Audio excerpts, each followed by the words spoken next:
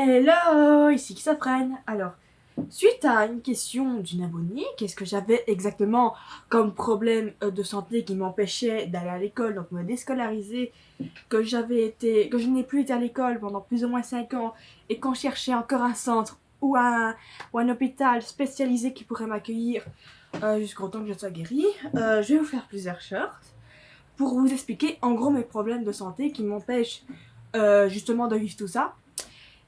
Et en commençant, en vous expliquant comment chaque maladie, je vais dire ça comme ça, par chaque short.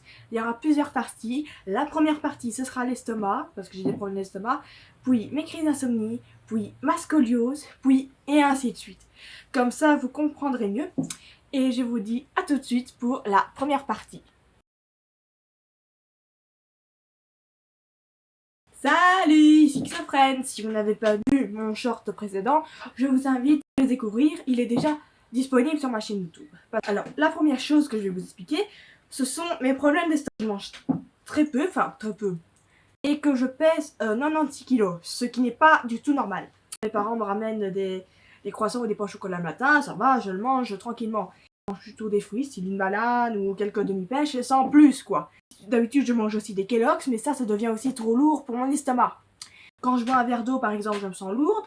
Quand je mange quelques tranches de chorizo, j'ai des nausées à crever.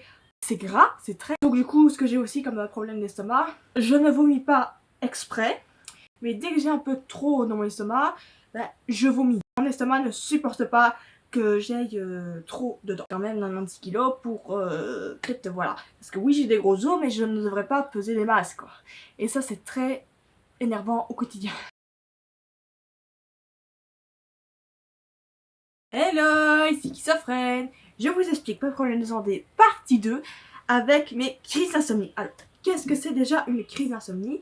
Une crise d'insomnie, c'est, comme son nom l'indique, on ne sait pas dormir parce qu'on...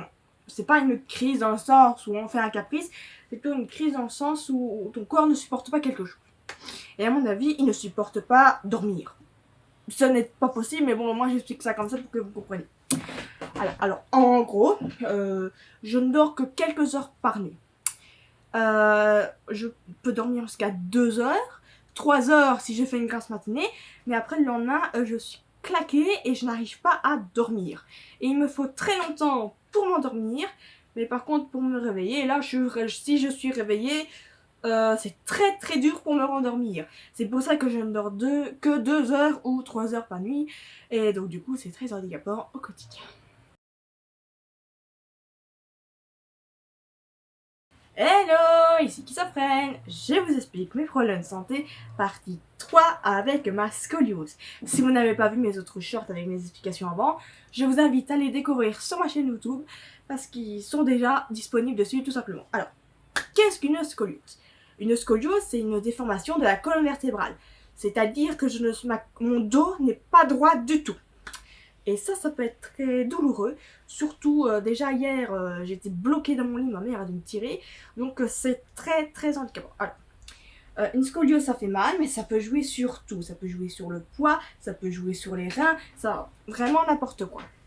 Et t'as du mal à marcher parce que du coup t'es pas droite. Moi je ne sais pas du tout courir. Trottiner c'est un luxe, je veux dire, pour moi. Mais c'est comme si je conduisais une Ferrari à la rigueur, mais je ne saurais pas du tout courir. Et ça, c'est la scoliose qui m'empêche d'être normale au quotidien. Salut, ici Xafren. Je vous explique mes problèmes de santé, partie 4. Et la partie 4, c'est l'énurésie. Alors, qu'est-ce que l'énurésie?